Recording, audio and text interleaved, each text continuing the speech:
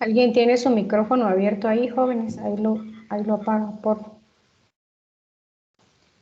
Muy bien, vamos a revisar hoy la regulación del metabolismo de calcio y fosfato. Hay algunas cosas que ya revisamos cuando vimos balance de calcio y fosfato renal, ¿verdad? Pero vamos a recordarnos de las funciones del calcio y del fosfato, ¿verdad? Que forman parte, ambos elementos forman parte de estructuras de huesos y dientes y son reguladores de vías metabólicas y de transmisión de señales. El calcio participa en todas estas acciones principalmente, ¿verdad? Y es un elemento sumamente importante, ¿verdad? Como segundo mensajero, como promotor de la secreción glandular hormonal y nerviosa en la neurotransmisión. Acuérdense que se tiene que elevar el calcio intracelular para que se pueda producir la exocitosis, tanto de hormonas como de enzimas o neurotransmisores, ¿verdad? Y por consiguiente, si está metida en la neurotransmisión, tiene efectos importantes a nivel de memoria y aprendizaje, ¿verdad? También participa, ya saben ustedes, en la contracción de los 3 tipos de músculos, es un factor de la coagulación, así que mantener niveles de calcio es sumamente importante.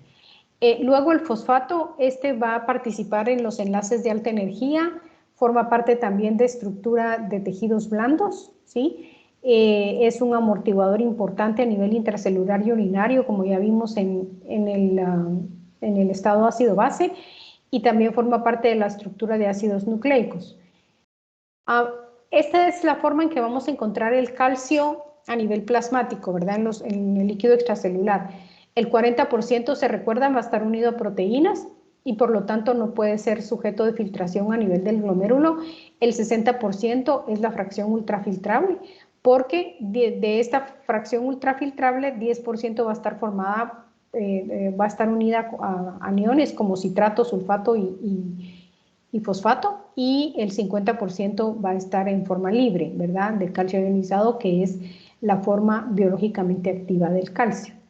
Ahora el fosfato, el calcio necesita, hay dos factores que es necesario mencionar que pueden afectar las concentraciones de calcio ionizado. Uno son los niveles de albúmina y otro es el estado ácido-base. Si tenemos aumento de las concentraciones de albúmina, esto va a disminuir la cantidad de calcio ionizado porque más calcio se va a unir a esa mayor cantidad de albúmina. Al revés, si tenemos hipoalbuminemia, vamos a tener más calcio libre porque va a haber menos a lo que se une el calcio. Ahora, hay que tener en consideración, como menciona el libro, que los cambios en las concentraciones de albúmina no se van a dar de forma, muy raramente se van a dar de forma aguda, ¿verdad? Es decir, se toma un tiempo para que el hígado deje de sintetizar la albúmina conforme va fallando la función hepática. Entonces, esto da tiempo para que se generen mecanismos en los cuales la paratormona y la vitamina D traten de sostener esta cantidad de calcio ionizado adecuada a pesar del aumento o la disminución de la albúmina.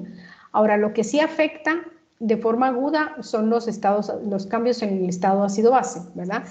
Ya se recuerdan ustedes que la acidemia va a hacer que la albúmina sirva como un amortiguador de los protones y entonces se unan más iones hidrógeno a la albúmina desplazando al calcio y va a producir un aumento del calcio ionizado, o sea, hipercalcemia, ¿verdad?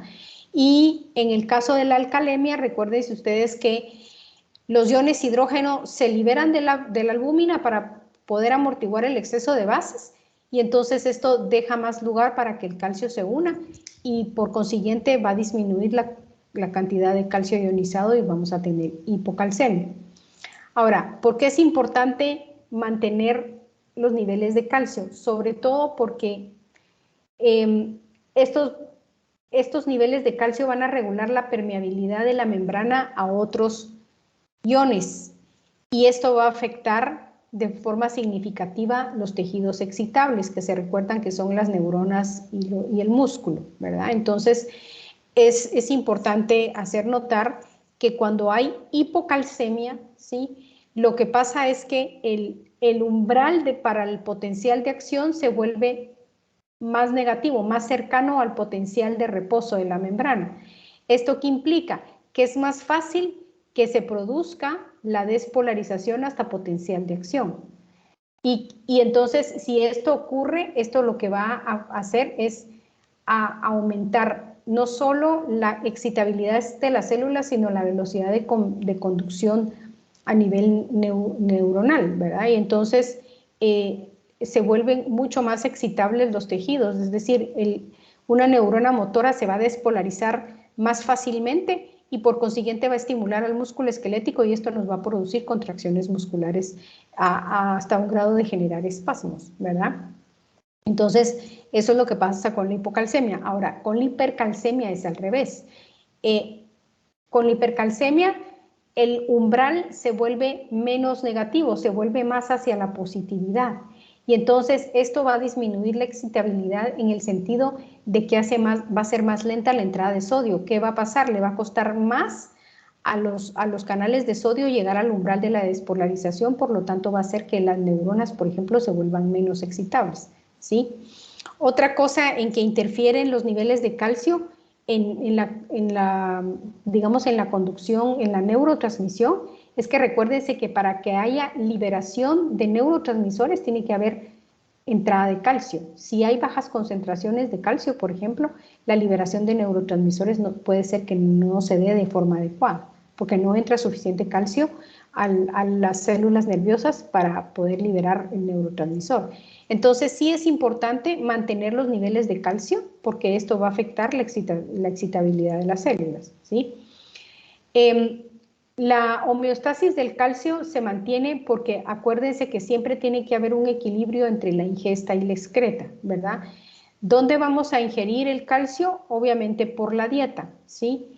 Y más o menos, y luego este calcio que ingerimos por la dieta va a ser absorbido para entrar en el líquido extracelular.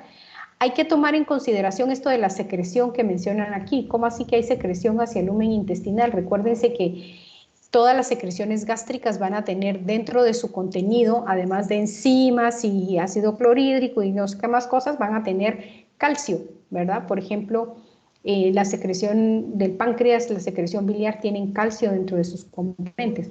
Entonces va a haber secreción de calcio hacia el lumen intestinal que va a ser también, puede ser sujeto de excreción o de absorción o de una porción de la absorción intestinal o de la excreción a nivel de las heces, ¿verdad?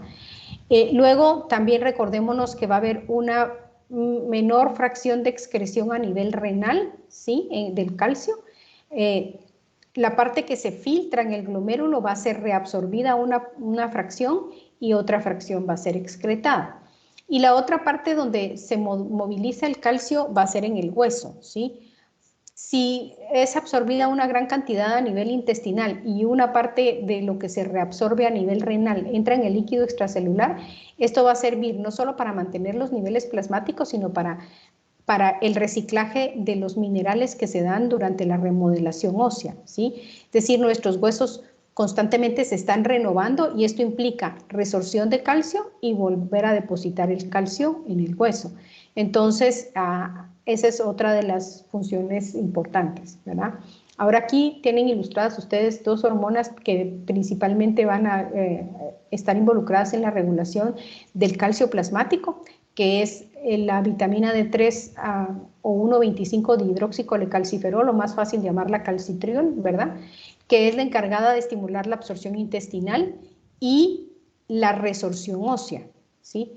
Y la PTH, que es encargada de estimular la reabsorción renal y la resorción ósea también. Y la calcitonina juega un nivel menor en inhibir la resorción ósea, ¿verdad? Aunque no es una función muy importante, ¿sí? ¿Alguna pregunta aquí?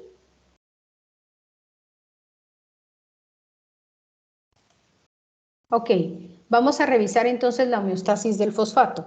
Sí, el fosfato también lo ingerimos en la dieta y va a haber absorción del fosfato a nivel intestinal para ir al líquido extracelular. Una parte también va a ser secretada a nivel de secreciones gastrointestinales para que haya una excreción fecal del fosfato, aunque su principal medio de excreción va a ser a nivel renal, ¿verdad?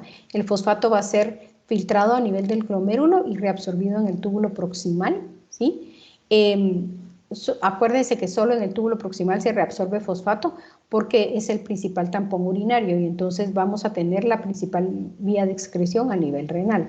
El fosfato junto con el calcio van a participar en el reciclaje, ¿verdad?, de moléculas o de material durante la formación y remodelación del hueso.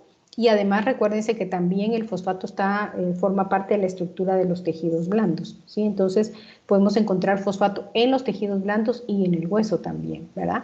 Y entonces aquí tenemos, igual que en el calcio, el calcitrión estimula la reabsorción intestinal y estimula la resorción ósea de fosfato. Lo que va a hacer es inhibir la excreción a nivel renal, mientras que la PTH estimula la resorción ósea y la excreción intestinal, renal de fosfato.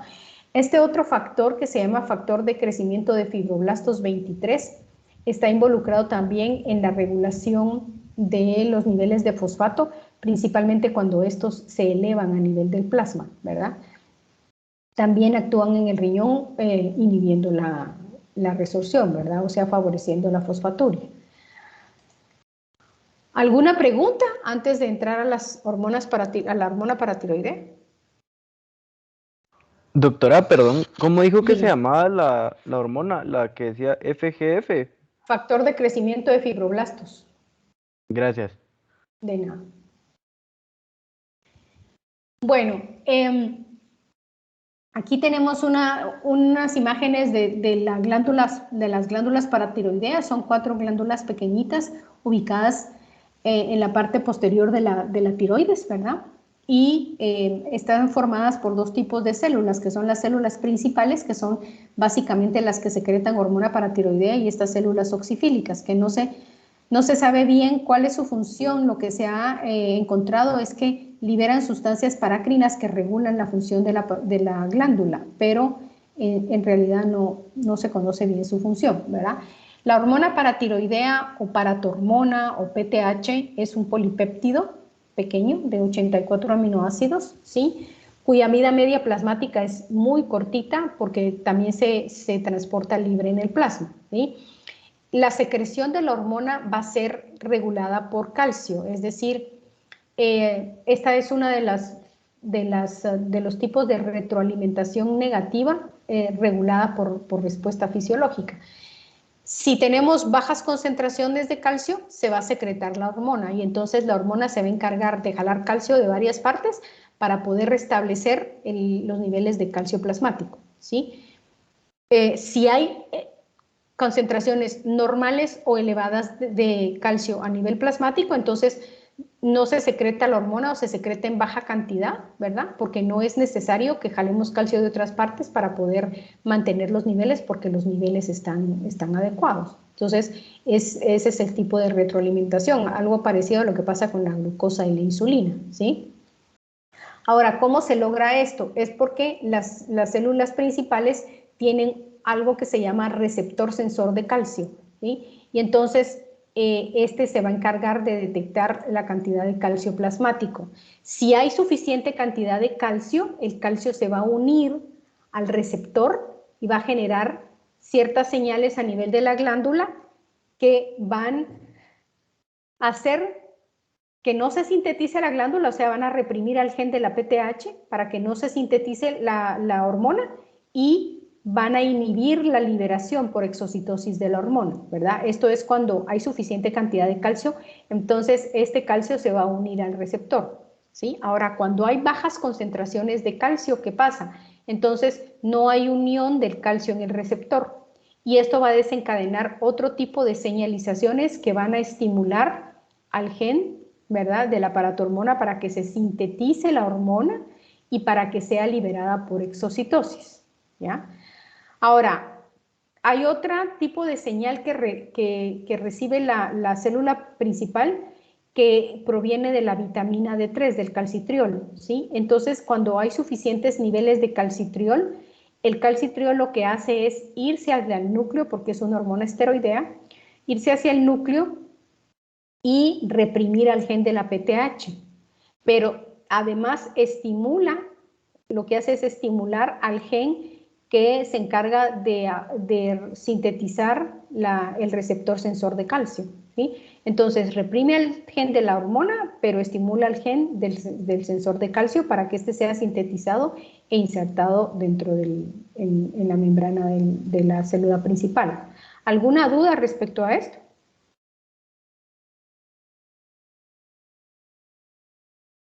Muy bien, en esta gráfica podemos ver cómo se comportan la secreción de paratormona dependiendo de los niveles plasmáticos de calcio. Aquí tenemos la concentración total de calcio.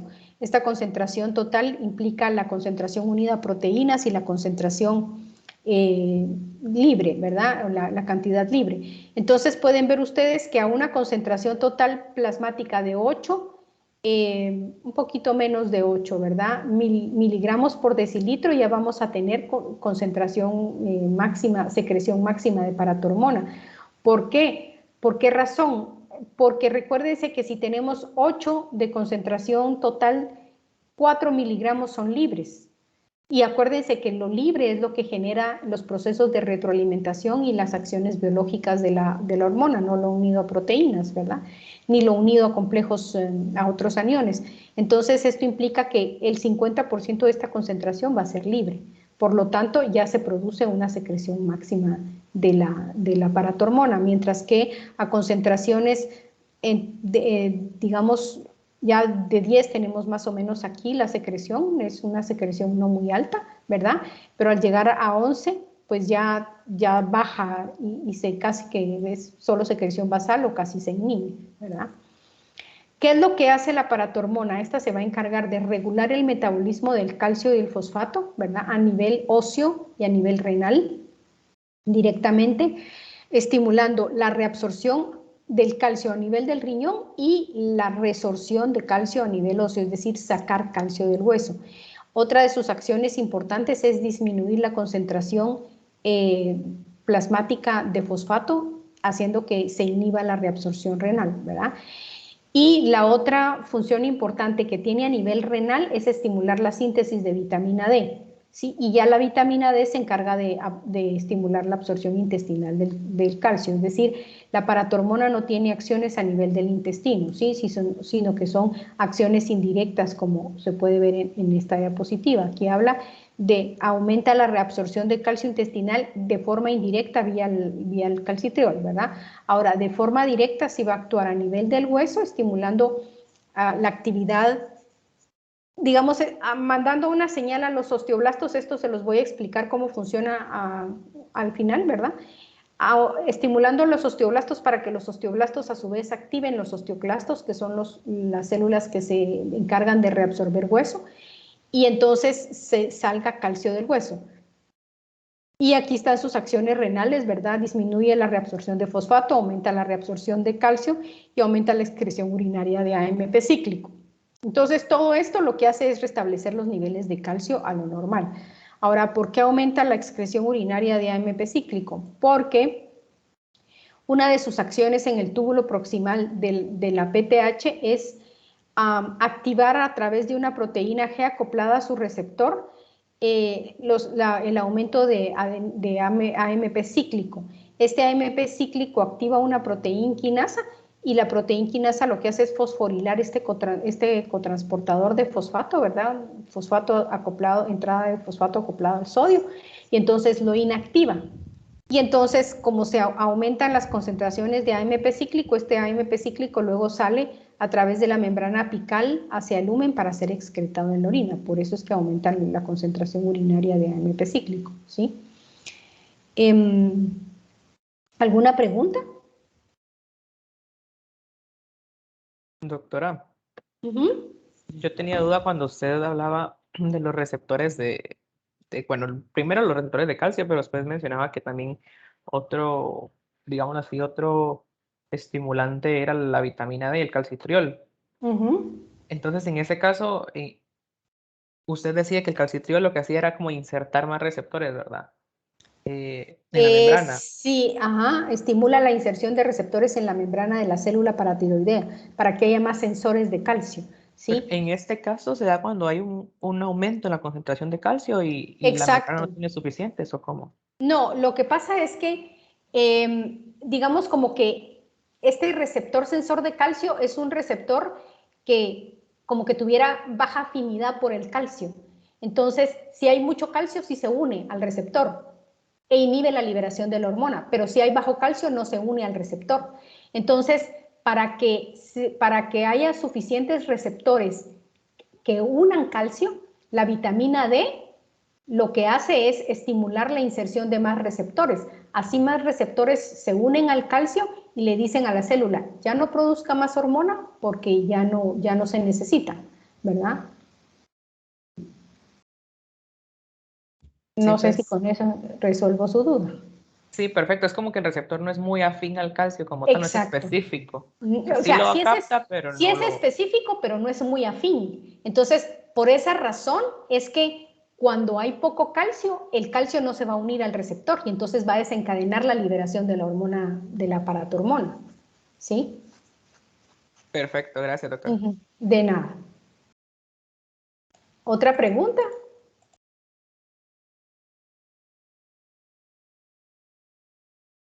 Bueno, aquí en esta tablita que también la tienen en su libro, aquí están indicados todas las anormalidades que pueden ocurrir en la fisiología o son parte de la fisiopatología de la hormona paratiroidea, ¿verdad?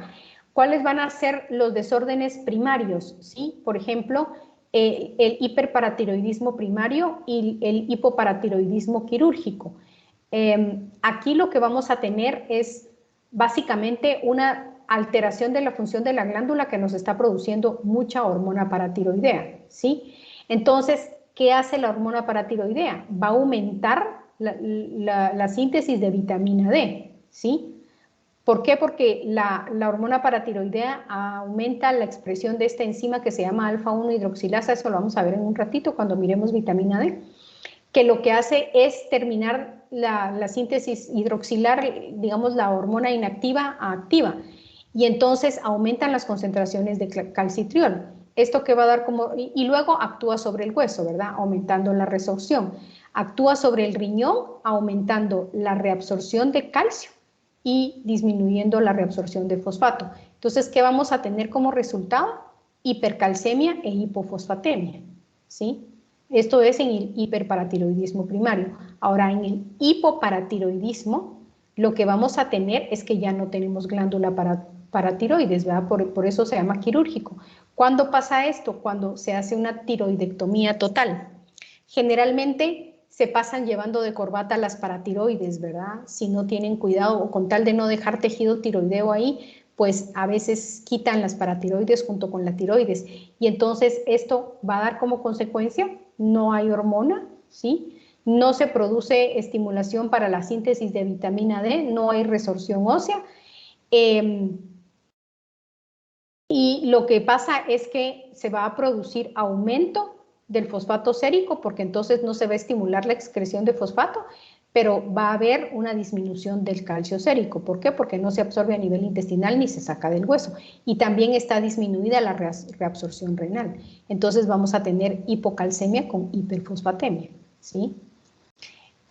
Ahora, hay otras enfermedades aquí, el pseudo hipoparatiroidismo. ¿Por qué se llama pseudo hipoparatiroidismo? Porque en realidad el problema no es en la glándula. El problema es en las proteínas G que están acopladas al receptor, ¿sí? Hay un problema con el receptor. Entonces, el receptor, aunque haya un montón de hormona, no funciona. El receptor no nos va a funcionar.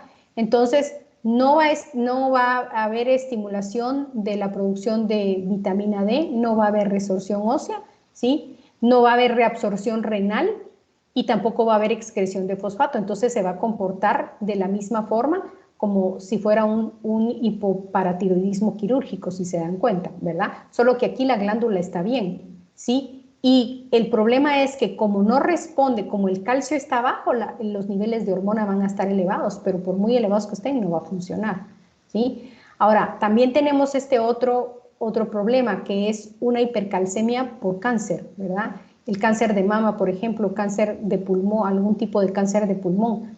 Estos van a producir un péptido que se llama péptido relacionado con la paratormona, ¿sí? Este péptido estructuralmente es muy similar, sobre todo en la parte activa de la paratormona, en la secuencia de aminoácidos, que son como 34 aminoácidos, que son los que realmente tienen la actividad de la hormona. Pues este péptido tiene esa misma similitud.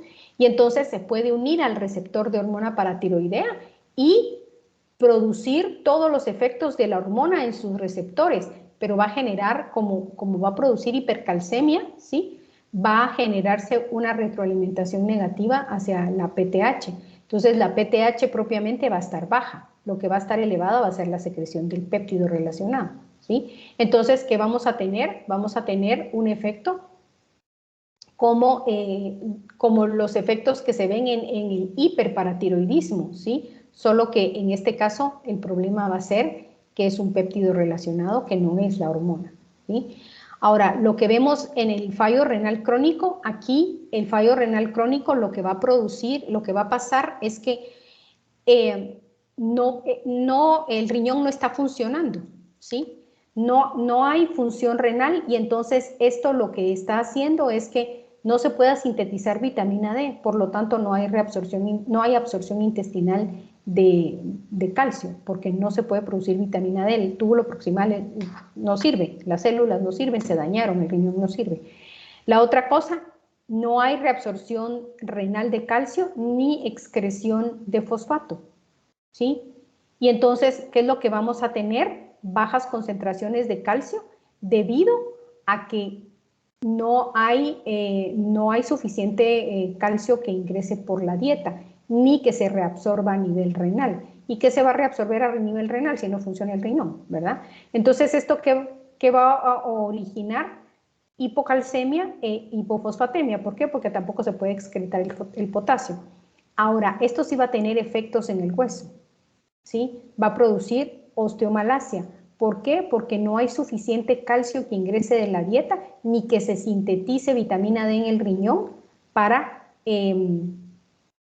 que mantenga el depósito lleno del hueso, ¿verdad? Y luego, como se produce hiperparatiroidismo secundario debido a la hipocalcemia, esto va a estar sacando calcio del hueso. Entonces, generalmente el nivel de calcio no va a ser tan bajo. ¿Por qué? Porque vamos a estar sacando calcio del hueso. Entonces,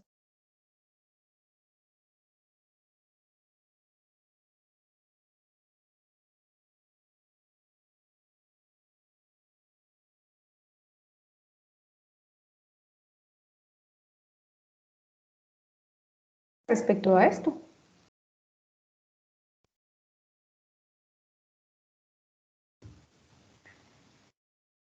Muy bien, digamos, dígame. Perdón, no sé si fui el único, pero la dejé de escuchar por un rato.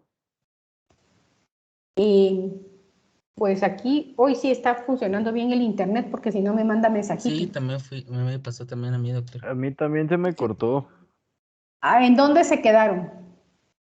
Donde usted estaba explicando que la hipocalcemia causaba hiperparatiroidismo y pues la hormona paratiroide sacaba mucho calcio del hueso y por lo tanto producía osteomalacia. Bueno, eso, ¿verdad? Ahí estábamos hablando de eso.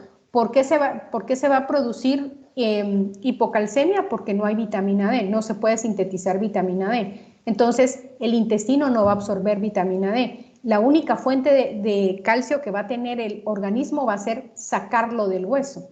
Y entonces, por eso se puede producir osteomalacia o osteoporosis, ¿sí? Es decir, reblandecimiento del hueso y adelgazamiento del hueso. ¿Por qué? Porque esa es la única fuente que va a tener el organismo para mantener los niveles normales de calcio. No se absorbe en el intestino, no se reabsorbe del riñón, el riñón no funciona, no se puede sintetizar vitamina D porque el riñón no funciona. Entonces, definitivamente, aquí vamos a tener problemas de óseos principalmente, ¿verdad? Por el problema de que sí vamos a tener elevada la hormona paratiroidea. ¿Alguna pregunta? Doctora, solo una pregunta. Dijo que este de la insuficiencia renal crónica causaba, creo que dijo hipocalcemia e hiperfosfatemia, ¿verdad? Sí, exacto. Porque no se puede reabsorber calcio ni del intestino ni se del puede riñón. excretar el Y, fosfato. y no se puede excretar el fosfato, exacto. Gracias, doctor. ¿Otra pregunta? Hay algunas situaciones que nos van a dar, no sé si ustedes lo vieron también en bioquímica, pero me estaban comentando sus compañeros de las otras secciones que habían visto un caso de un paciente con hipercalcemia y hiperfosfatemia, que tenía un cáncer. Entonces, aquí se comportaría como en este caso, que es la hipercalcemia humoral de la malignidad, ¿verdad? El problema es que normalmente la hipercalcemia de la malignidad nos va a dar hiperfosfatemia, pero este paciente, según tengo entendido, le dieron quimio, se le lisó el tumor y entonces la lisis de tejidos blandos sí nos puede dar hiperfosfatemia, ¿verdad? O sea, cuando hay, por ejemplo, rabdomiólisis, que es ruptura del tejido muscular, o hay una, por ejemplo, en quemaduras, esto va a liberar fosfato y va a producir hiperfosfatemia porque se destruyen los tejidos blandos, ¿sí? ¿Qué se puede hacer, por ejemplo, en el caso de un hiperparatiroidismo, de un hipoparatiroidismo quirúrgico? Aquí lo que se puede hacer es sustituir, ¿verdad? Hay una forma de sustituir la hormona paratiroidea, entonces eso es lo que se da en el hipoparatiroidismo quirúrgico. Ahora, en el pseudo hiperparatiroidismo, pues aunque den hormona, pues no se puede, ¿verdad? Porque no funcionan los receptores. Entonces lo que se hace aquí básicamente es sustituir calcio y vitamina D, ¿sí? Bueno, vamos a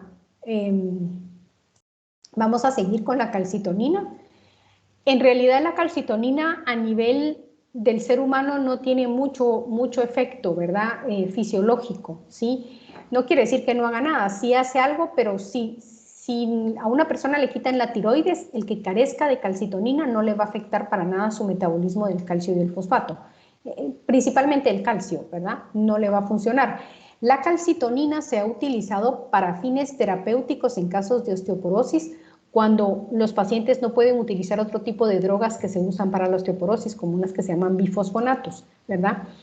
Entonces se le puede dar calcitonina. Ahora, esta calcitonina obviamente no es humana, es sacada de los huevos de salmón, ¿sí? Entonces, y es mucho más potente y sirve para fines terapéuticos. Ahora, ¿cuál es el asunto con la calcitonina? La calcitonina es un péptido pequeñito también, que su función es inhibir los osteoclastos, que son las celulitas que reabsorben huesos, ¿verdad?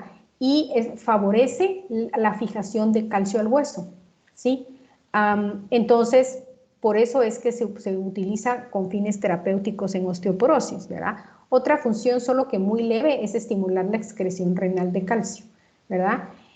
La calcitonina se secreta cuando hay exceso de calcio plasmático, entonces esto va a hacer que el calcio que está circulando en el plasma en exceso se excrete por el riñón o se deposite en el hueso, ¿verdad?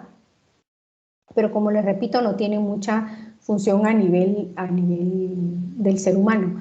Aquí vemos un corte histológico de la tiroides, aquí vemos un folículo tiroideo y estas son las células C o células parafoliculares en donde se secreta la calcitonina, ¿sí? Luego tenemos la vitamina D, esta es la otra hormona importante que seguramente la clasificaron como vitamina en el momento en que la descubrieron, pero en realidad es una hormona, ¿verdad? Hay dos formas de obtener vitamina D, que es a través de la transformación de un precursor de la piel cuando se expone la piel a luz ultravioleta, o bien la ingestión a través de la dieta, ¿sí? Y la vitamina D va a sufrir una serie de transformaciones de hidroxilación a lo largo de todo su metabolismo, ¿verdad? Va a ser transportada en sangre por una proteína transportadora de vitamina D o DBP. Esto es porque es una hormona liposoluble, ¿sí? Es un esteroide básicamente. Y entonces tiene que ser transportado en el plasma por proteínas y va a tener su receptor a nivel nuclear, que es el receptor BDR, y sus acciones principalmente son a nivel de regulación de la expresión génica, ¿verdad? aunque también puede tener algunas vías, algunas expresiones o algunas funciones rápidas que pueden ser de segundos a minutos, ¿verdad? Y entonces esta es toda la vía de transformación de la vitamina D. El precursor de la piel es el 7-dehidrocolesterol, y entonces cuando se expone a la luz ultravioleta se transforma en colecalciferol. Lo que ingerimos de la dieta también se va a transformar, lo podemos ingerir como colecalciferol o como ergocalciferol, ¿verdad? Pero es, digamos, como que lo mismo acá. Este colecalciferol se va al hígado y va a ser hidroxilado en una posición acá, ¿verdad? Y se va a transformar en 25-hidroxicolecalciferol en el hígado. De ahí se une a proteínas y sale a la circulación. Y esta es la forma más abundante de la vitamina D que vamos a tener circulante. Luego, a través de la circulación llega al riñón, y en el riñón puede seguir dos vías dependiendo los niveles de calcio y de paratormona. Cuando tenemos bajas concentraciones de calcio, elevadas concentraciones de paratormona o bajas concentraciones de fosfato, entonces esto va a activar la enzima 1-alfa hidroxilasa, ¿sí? Y esta enzima va a hidroxilar el 25-hidroxicolecalciferol en 1,25-dihidroxicolecalciferol o vitamina D3 activa o calcitriol, ¿verdad? Y luego, si hay niveles adecuados de calcio o la paratormona está baja o el fosfato está normal, entonces la otra vía es activar otra enzima que se llama la 24-hidroxilasa, y la 24-hidroxilasa va a transformar el 25-hidroxicolecalciferol en 24-25-colecalciferol, ¿sí? Que se toma como una vitamina inactiva, no porque de verdad no haga nada, sino porque su actividad es muy baja, ¿verdad? Por ejemplo, Rhodes y Bell mencionan que es 100 veces más inactiva o 100 veces menos activa que el calcitriol. Me parece que Guyton dice que entre 25 y 100 veces menos activa. El punto es que sí tiene algo de actividad, ¿verdad? Lo que pasa es que no tan importante como el calcitriol. Y entonces aquí tenemos básicamente las acciones de estas dos formas de la hormona, ¿verdad? El calcitriol y la 24-25. El calcitriol, su función o efecto neto es aumento del calcio plasmático, ¿sí? Porque estimula la reabsorción ósea junto con la hormona paratiroidea. En cambio, el efecto neto de la 24-25 es aumentar el depósito de calcio en los huesos, ¿verdad? Para aumento de la masa ósea, pero como les digo, su actividad es mucho menor, ¿verdad? Ahora, ¿cómo hace la vitamina D para estimular la absorción del calcio? Aquí hay dos mecanismos. Uno es aumentar el número de transportadores de calcio y la actividad del número de transportadores, ¿sí? Estos transportadores son de un tipo que se llama TPR. Entonces, se aumenta la entrada de calcio a nivel de la célula intestinal. Y la otra cosa que hacen es la síntesis de esta proteína que se llama calvindina D28K. Esta calvindina lo que hace es unir calcio, ¿verdad? El calcio se une con ella y entonces es como que lo que le llaman las proteínas quelantes de calcio, hacen que el calcio se una a ellas con mucha afinidad y entonces mantiene las concentraciones bajas de calcio ionizado intracelular para que la absorción pueda continuar. Luego también se cree que transporta a través de todo el citoplasma el calcio para que pueda salir a través de la membrana vasolateral del enterocito a través de una calcio-ATPasa, ¿sí? ¿Preguntas?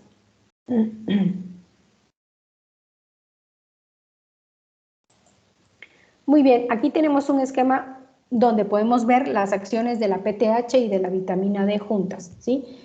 Ambas van a regularse por las concentraciones bajas en sangre, ¿sí? Entonces vemos cómo la hipocalcemia va a estimular la secreción de PTH y la PTH va a estimular la alfa-1 hidroxilasa, que es la enzima que hidroxila la última parte, la parte inactiva de la vitamina, o sea, la molécula inactiva, y entonces aumenta las concentraciones de vitamina D, ¿sí?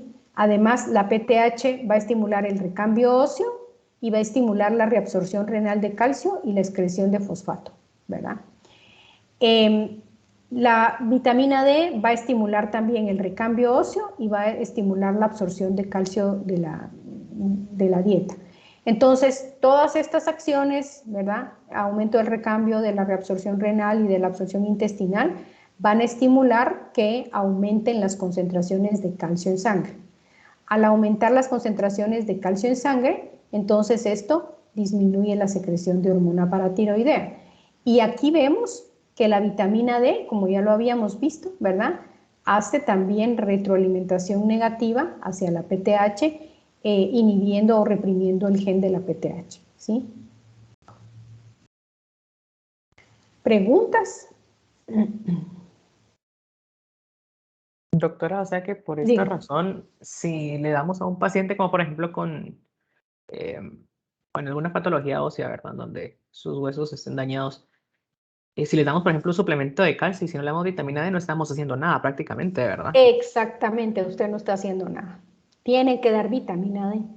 Aún si no diera suplemento de calcio, y digamos es una persona, hubo una época, más o menos hará como unos 10 años, me acuerdo yo, que salieron por ahí varios estudios que decían que dar suplementos de calcio, ¿sí? Las sales de calcio que normalmente vienen en las pastillas, eso aumentaba la incidencia de enfermedades cardiovasculares, hipertensión y todo, porque favorecía el depósito de calcio en las arterias, ¿verdad?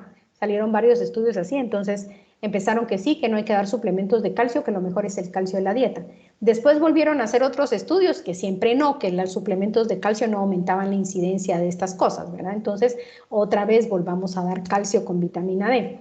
Ahora, una recomendación que yo sí les quiero dar es que existen suplementos de calcio que vienen junto con vitamina D, ¿verdad?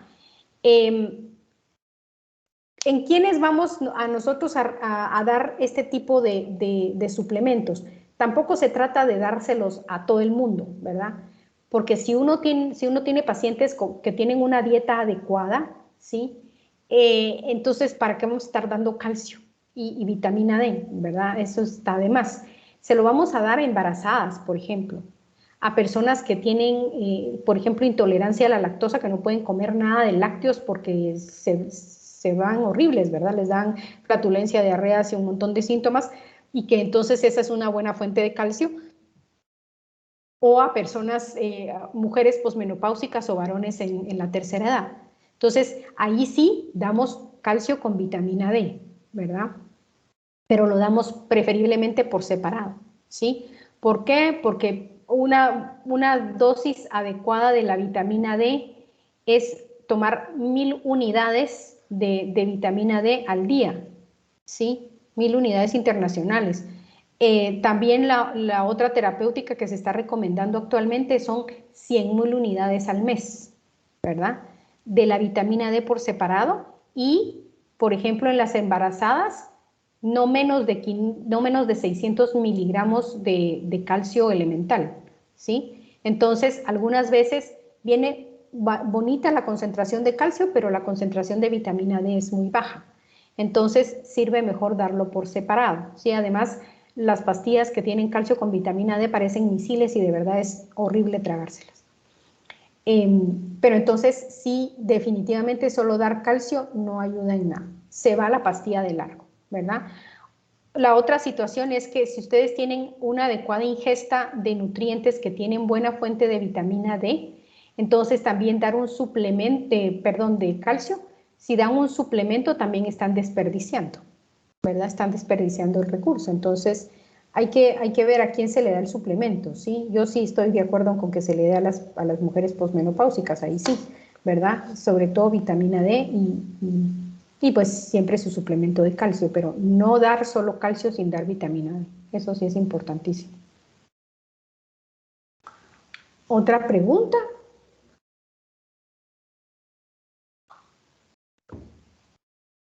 Bueno,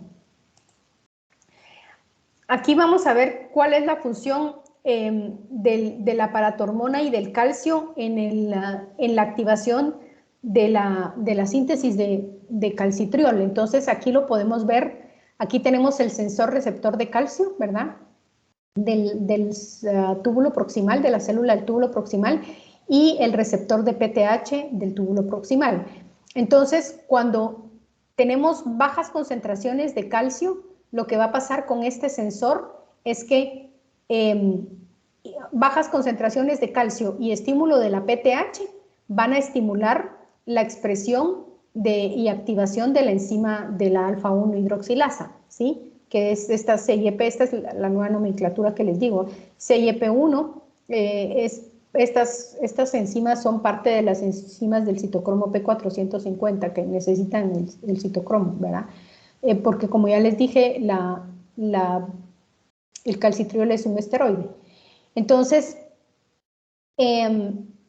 cuando hay bajas concentraciones de calcio y aumento de la hormona paratiroidea, esto va a aumentar o va a estimular la expresión de la alfa-1 hidroxilasa, ¿sí? Y entonces ya la alfa-1 hidroxilasa actúa sobre el 25-hidroxicolecalciferol, que según Bernie Levy, ¿verdad?, va a entrar a través de la circulación en la membrana vasolateral, y una pequeña fracción de la 25-hidroxivitamina D3, esto es muy poco probable, es una muy pequeña cantidad, ¿verdad?, porque está unida a proteínas, pero puede ser que haya un aumento de la filtración esta y pueda ser endocitada por la célula del túbulo proximal, ¿verdad? Entonces, la alfa-1 hidroxilasa va a transformar la 25-hidroxicalciferol en la 1,25, o sea, en el calcitriol, ¿sí? Ahora, cuando hay niveles adecuados de calcio, entonces el calcio se va a unir al receptor sensor. Y entonces, ¿qué va a hacer? Va a reprimir el gen de la alfa-1 hidroxilasa, ¿sí? Y no se va a unir la hormona paratiroidea acá porque pues, no se va a secretar en suficientes cantidades, ¿verdad? Y entonces también se va a reprimir el gen de la alfa-1 hidroxilasa. Ahora, cuando se produce suficiente calcitriol, entonces el calcitriol a su vez reprime el gen de la alfa-1 hidroxilasa y estimula el gen de la 24-hidroxilasa. Entonces, ¿para qué? Para que si sigue entrando 25-hidroxicolecalciferol aquí, en lugar de transformarse en vitamina D3, que ya hay suficiente, se transforme en 24-25, ¿sí? Que es mucho menos activa, ¿ya? ¿Preguntas? Doctora, la 24-25 se puede transformar en 1,25. No, esta ya no se puede transformar en calcitriol, sino que ya va a ser procesada por el hígado cuando sale a la circulación, ¿sí? Perfecto, gracias. De nada. ¿Otra pregunta? Bueno, esto que les voy a platicar ahorita, en realidad no está en su libro de texto, ¿verdad? Mencionan algo de lo que les voy a platicar ahorita, lo mencionan en su libro, no con mucho detalle, pero sí es importante que lo sepan. ¿Por qué? Porque aquí vamos a hablar de algunos factores reguladores del recambio óseo que actualmente son sujetos de terapia para osteoporosis. Entonces sí es importante que ustedes conozcan a todos estos factores reguladores del recambio óseo y no que cuando lleguen a Pharma no tengan ni una mínima idea, ¿verdad? Vamos a ver, esto ya lo saben porque de plano ya lo vieron en situ, ¿verdad? Que el hueso tiene hay dos tipos de hueso según su estructura, que son el hueso compacto y el hueso trabecular, ¿sí? ¿Dónde vamos a encontrar más cantidad de hueso compacto? Lo vamos a encontrar, por ejemplo, en el cráneo, en las diáfisis de los huesos largos, como el húmero, el fémur, la tibia peroné, el cúbito radio. En algunas partes en la pelvis vamos a tener más proporción de hueso cortical. En las costillas vamos a tener una parte de hueso cortical y otra parte de hueso trabecular, pero más cortical. En el esternón vamos a tener más del 75% del hueso trabecular, ¿sí? En las vértebras, más del 66% del hueso trabecular. Donde hay hueso trabecular es el sitio donde más osteoporosis vamos a tener, ¿sí? Y son los sitios más frágiles y más frecuentes de fracturas por osteoporosis. Por ejemplo, los huesos del carpo, ¿verdad?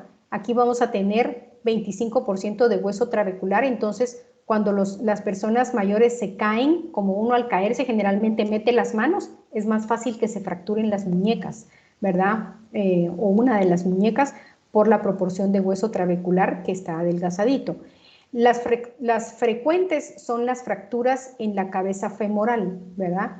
Y en el cuello femoral. En el cuello femoral vamos a tener 50% de hueso trabecular. En el trocánter, por ejemplo, vamos a tener 25% de hueso trabecular. Entonces, esta parte de acá es sumamente frágil y tal vez aquí en la diapositiva anterior lo podemos ver, ¿verdad? Aquí hay mucho hueso trabecular, como lo pueden ver ustedes, ¿sí? Entonces, aquí tenemos parte del cuello femoral tiene hueso compacto, pero parte del cuello femoral tiene hueso trabecular. Toda la cabeza femoral es hueso trabecular y todo el trocánter. Entonces, cuando la gente anciana se cae, ¿cuáles son las fracturas más frecuentes? Aquí, ¿verdad? Intertrocantérica o fractura del cuello femoral o fractura de la cabeza femoral. Y la verdad es que es una complicación, incluso afecta hasta la mortalidad, ¿verdad? Es muy alta, no me recuerdo cuál es el porcentaje de mortalidad, pero ronda alrededor del 50% de mortalidad en el primer año después de la fractura de fémur, ¿sí? Entonces, sí es una complicación bien importante y pues no se puede luchar mucho contra la osteoporosis, pero hay que tomar algunas medidas para disminuir la incidencia, ¿verdad? La estructura ósea está formada por matriz orgánica y matriz inorgánica, ¿sí? La matriz orgánica forma el 30% de la estructura del hueso y está formada por las células del hueso, que son los osteoblastos, osteocitos y osteoclastos, y por tejido conectivo, ¿verdad? Que está formado por fibras de colágeno, proteoglucanos, condroitin sulfato y ácido hialurónico.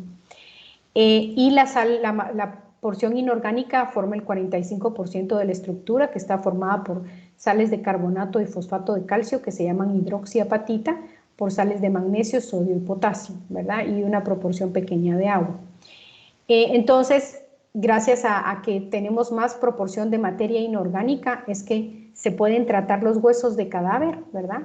¿Cómo los procesan? Sinceramente no sé, pero eliminan toda la materia orgánica y los huesos de cadáver pueden servir para hacer injertos óseos en personas que han tenido fracturas multifragmentarias, ¿verdad?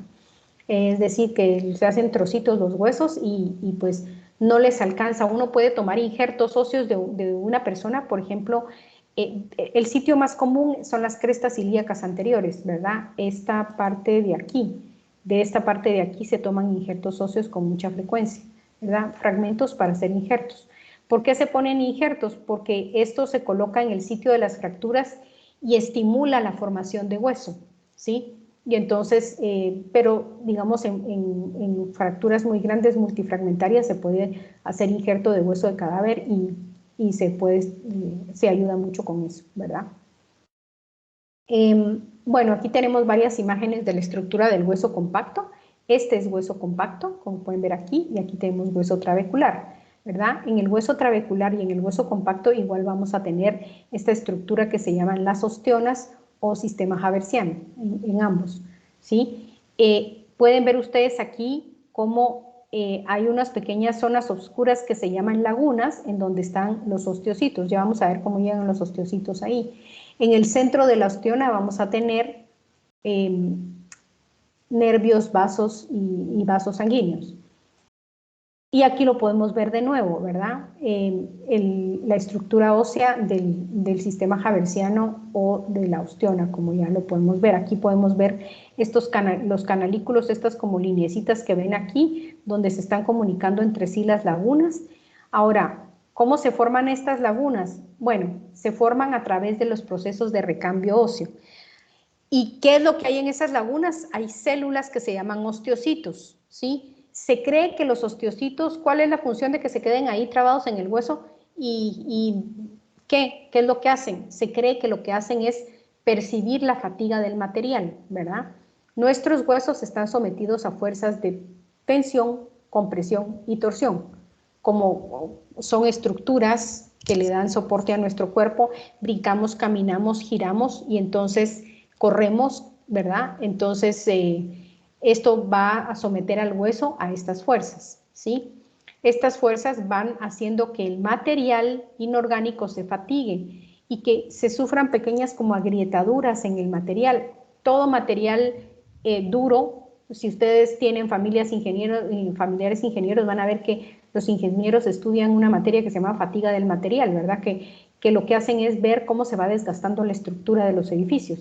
Pues lo mismo pasa con la estructura ósea, también se puede desgastar, ¿verdad?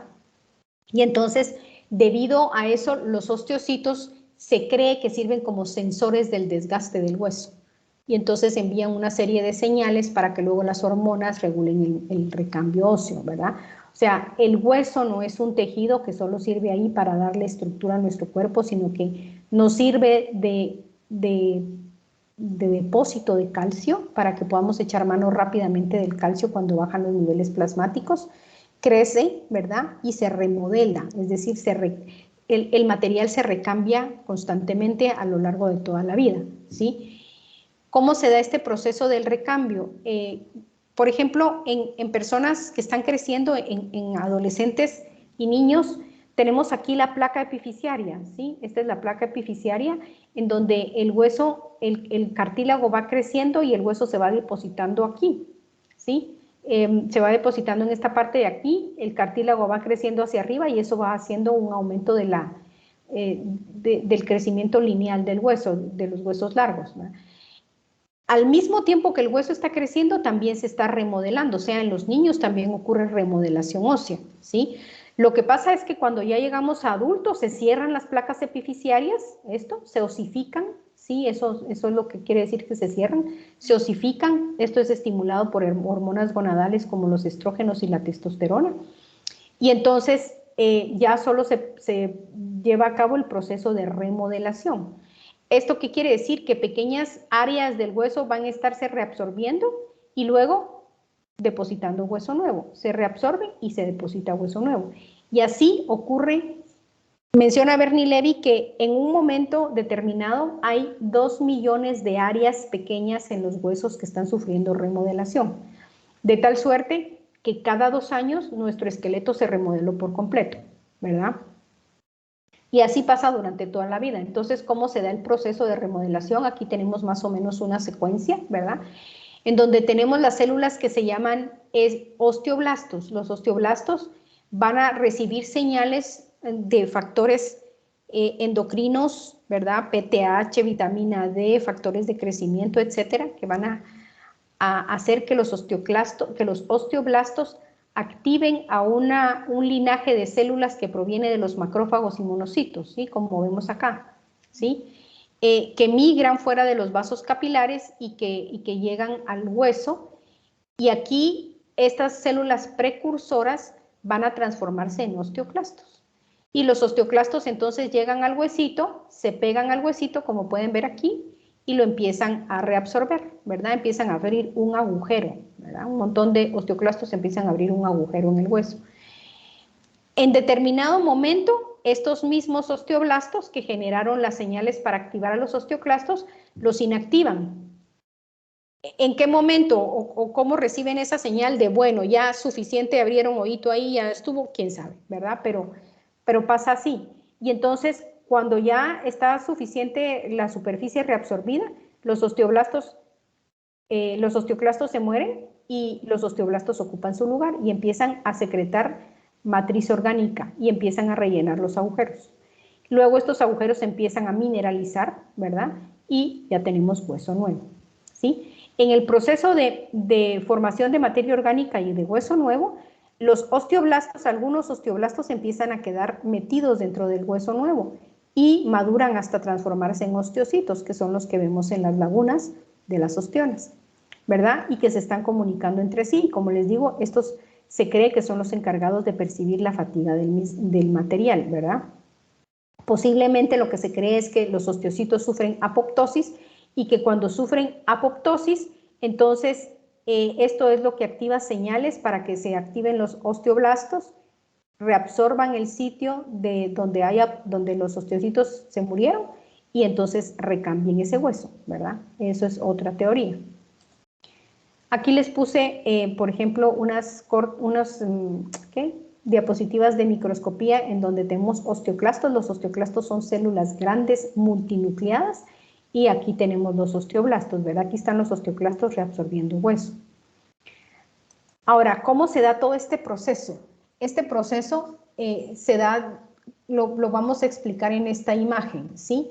Los osteoblastos, que son células derivadas del estroma, van a liberar algunos factores, ¿sí? Uno de estos factores es el factor estimulante de las colonias, que va a actuar sobre receptores de los precursores, estos que hablamos, de los monocitos, de las células precursoras del linaje de los monocitos macrófagos, y entonces van a actuar sobre este receptor y van a inducir la diferenciación de estos precursores en preosteoclastos, ¿verdad? Estos preosteoclastos van a tener un receptor que se llama RANK. Este de RANK significa receptor activador nuclear capa B. ¿Verdad? Este receptor. Pero solo como RANK está bien, ¿verdad? Muy complicado el nombre. Entonces, a este receptor RANK va a llegar un ligando, que es el RANK-L, que es secretado por el osteoblasto. El osteoblasto va a secretar también este RANK-L, que va a actuar sobre los preosteoclastos y va a hacer que se fusionen entre sí, ¿verdad? Que se junten un montón de preosteoclastos y hagan esta célula grandota que se llama osteoclasto, multinucleada o policariónica también, ¿verdad? Y el RANK, ¿verdad? El RANK y el RANK-L van a hacer que se active esta célula y que empiece, que selle la superficie donde se va a unir del hueso y que se forme esta superficie arrugadita de la membrana que da el hueso, en donde se va a liberar ácido clorhídrico y enzimas hidrolíticas que van a degradar la materia orgánica y el material mineral del hueso, liberando calcio fosfato hacia la circulación, ¿sí? En determinado momento, cuando ya se reabsorbió suficiente hueso, el osteoblasto va a producir otra sustancia que se llama osteoprotegerina, ¿verdad?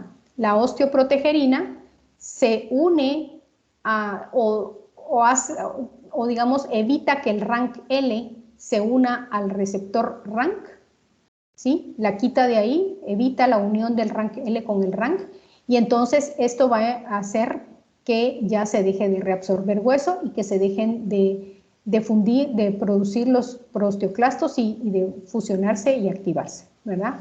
Y entonces este es el proceso que se da todo el tiempo en el recambio o remodelación del hueso en nuestro cuerpo.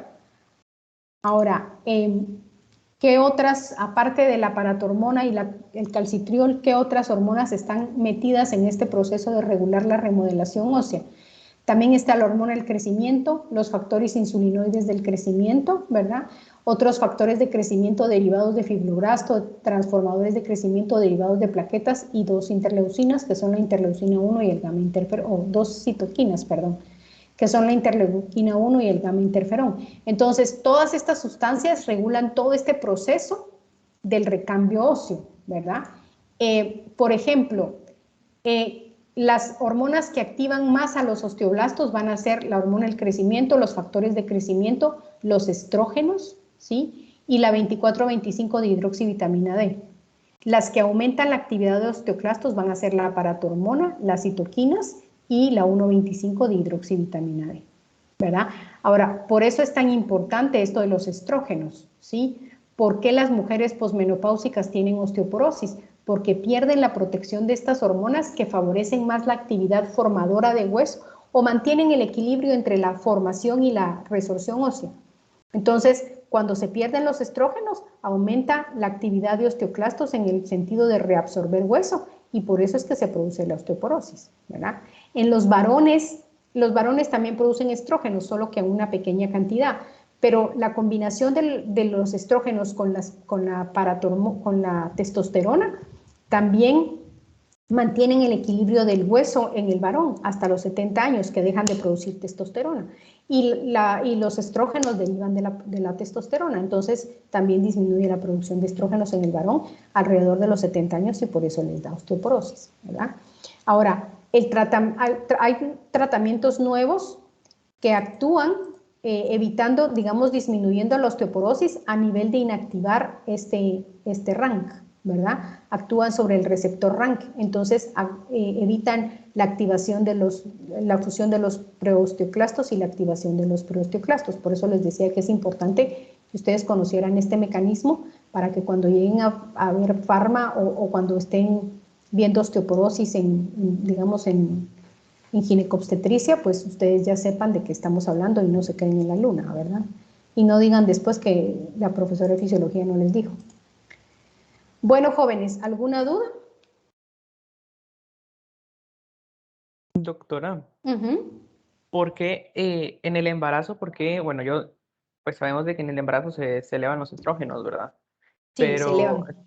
en este caso, pues va a aumentar la actividad protectora de los osteoblastos. Pero en el caso de que usted decía, ¿verdad? Que sería bueno darle suplemento a las embarazadas, a los de la tercera edad y a las mujeres posmenopáusicas. Pero en este caso, ¿por qué a las mujeres embarazadas? Porque requieren mucho más, digámoslo así, suplementos, porque obviamente tienen a un feto o como.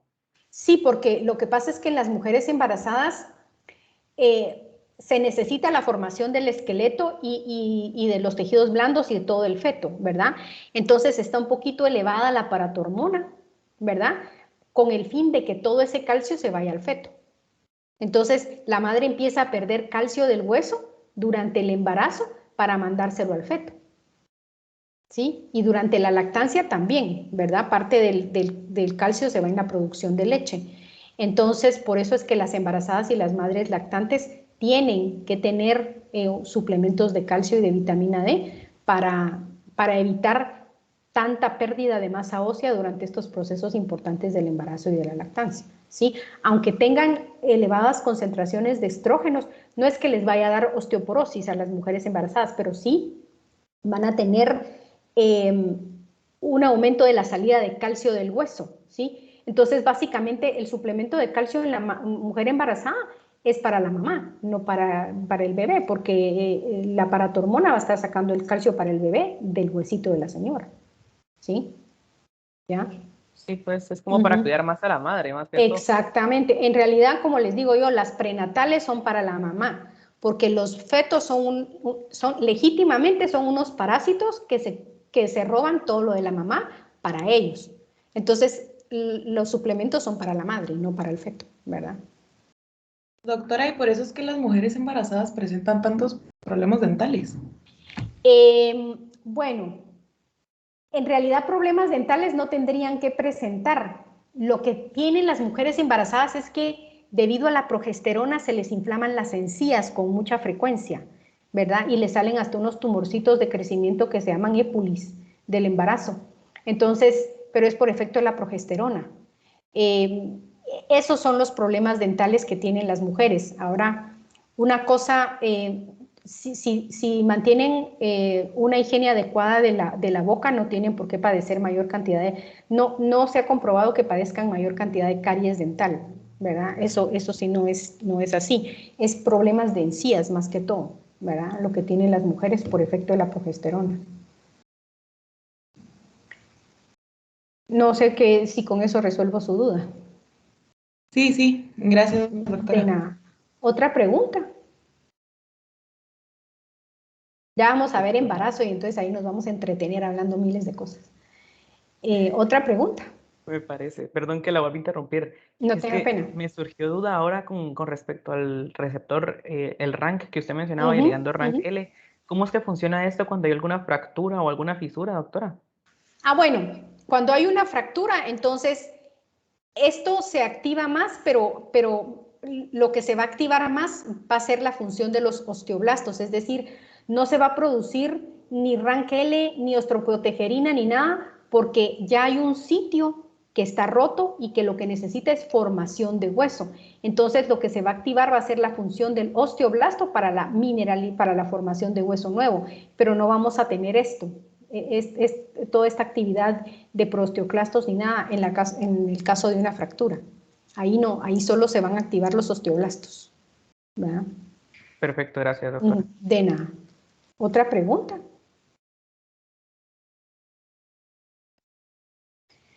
Muy bien, jóvenes. Entonces, terminamos aquí.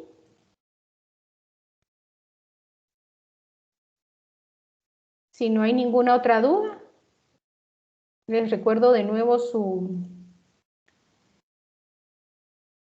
corto, no se vayan a olvidar de su corto y cualquier duda que tengan me pueden escribir sin ninguna pena, ¿verdad?